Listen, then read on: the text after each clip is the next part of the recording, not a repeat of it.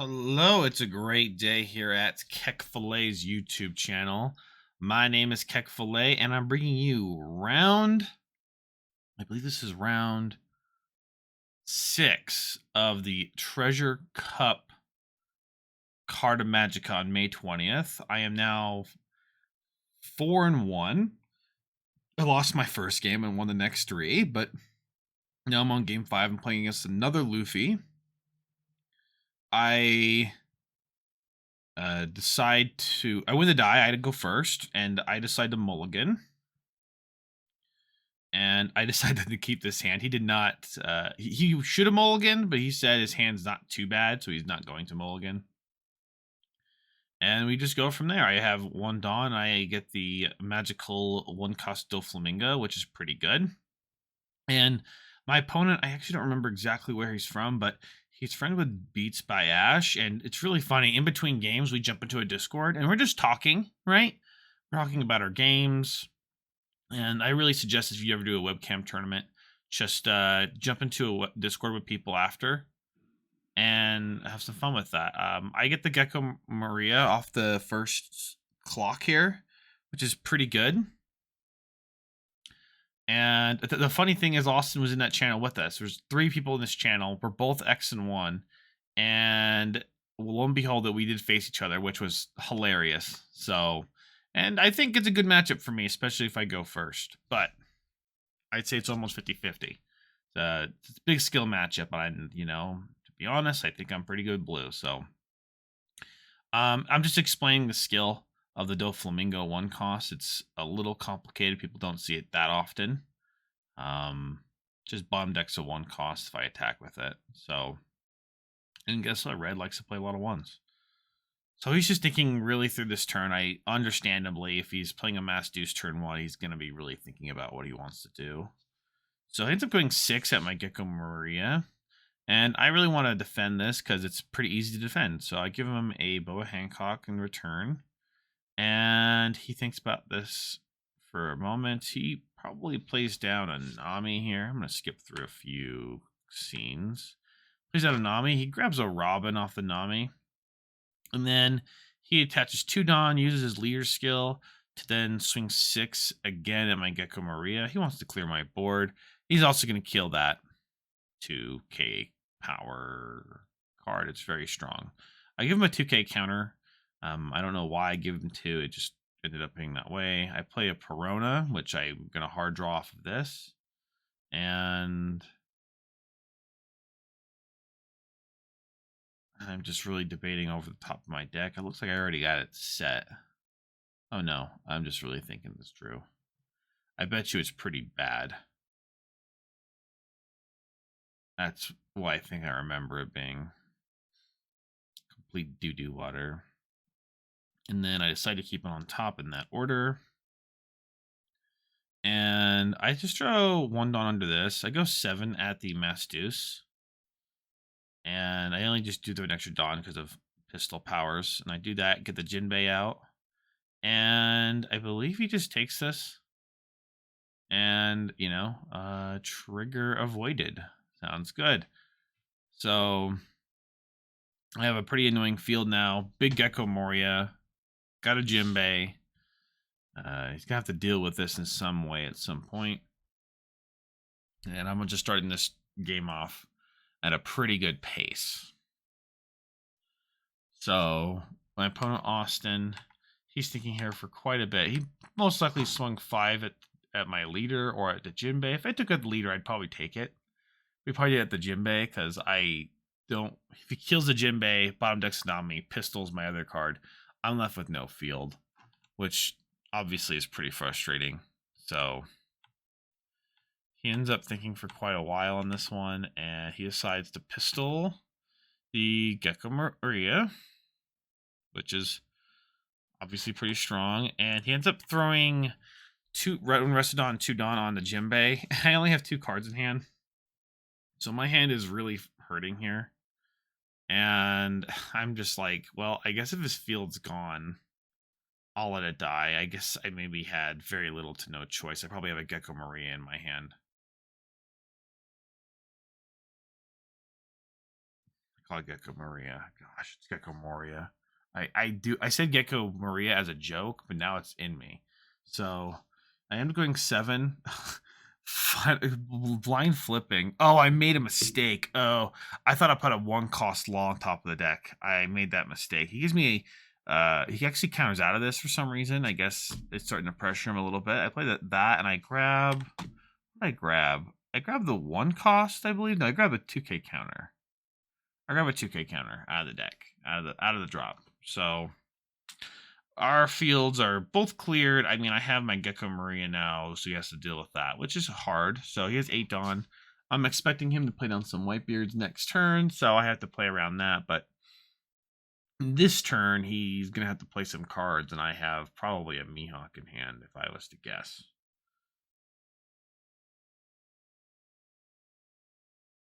And he's just looking at his hand. I'm going to skip through a little bit of this. He swings 5 at the lead, and it looks like I just countered out because I just didn't care.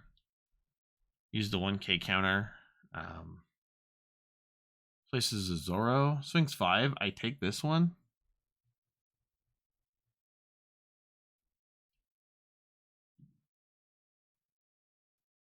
Places another Zoro. Pretty strong. Pretty strong. Ends up throwing Arrested Dawn on that mofo. And he does that as well. I'll give him a 2K counter. I'm just trying to keep this up. It looks like I maybe have a plan to do double Mihawk. That's what it sounds like to me. But I space my Dawn out fictitiously. I obviously have 9 Dawn. I go 5 at his character Zoro. I'm trying to clear one of these Zoro characters while at the same time placing a Mihawk. I go 5 with the other one. He does that, kills the Perona, and I place 1 and I bottom deck the one with the Dawn under it.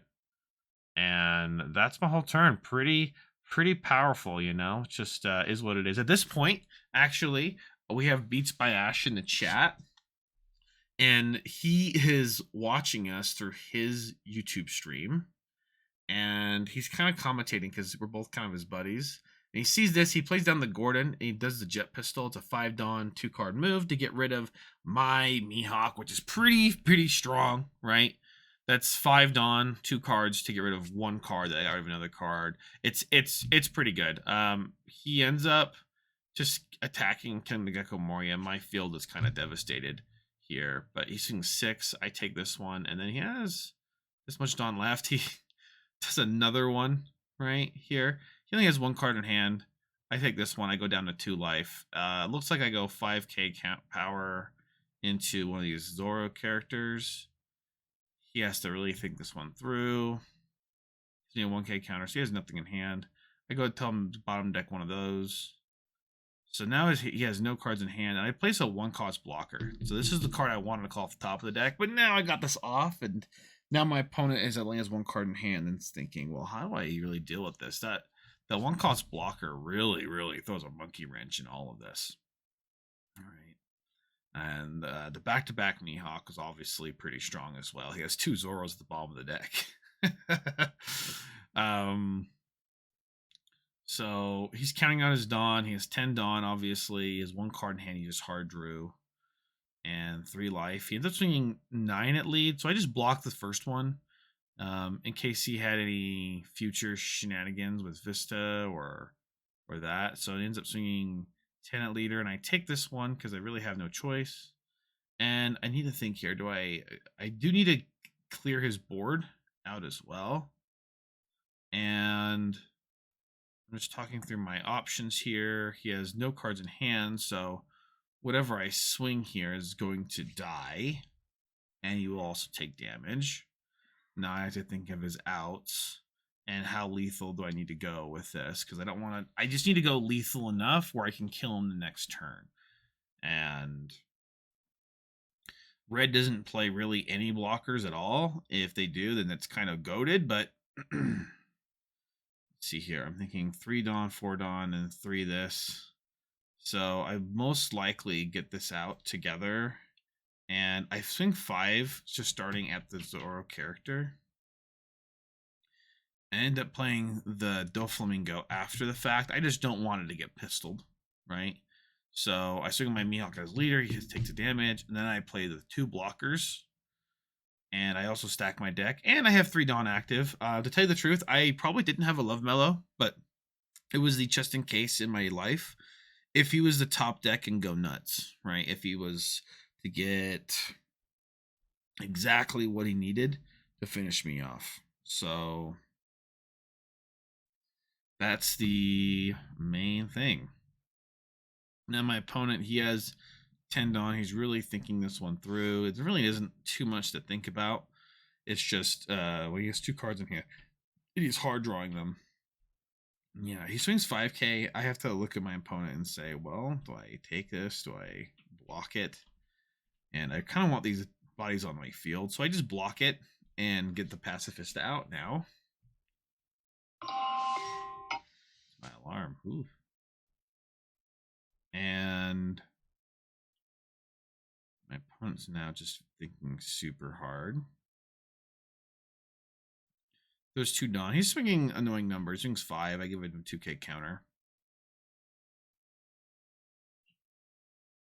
And he spaces out 5 Dawn, which kind of just shows me that he maybe has one of those unblockers. Places that down.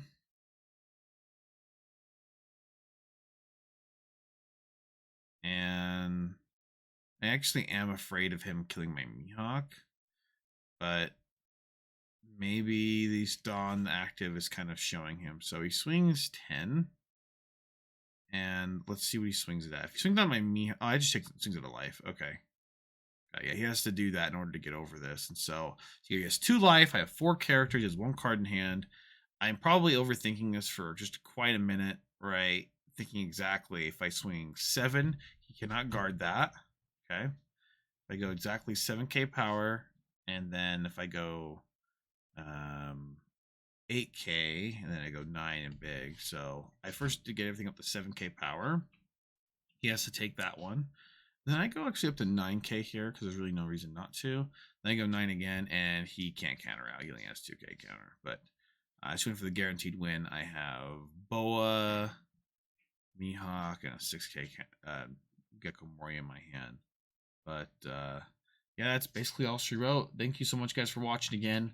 You can follow my Twitter, follow my podcast on Spotify and Apple, and see you guys in the next video.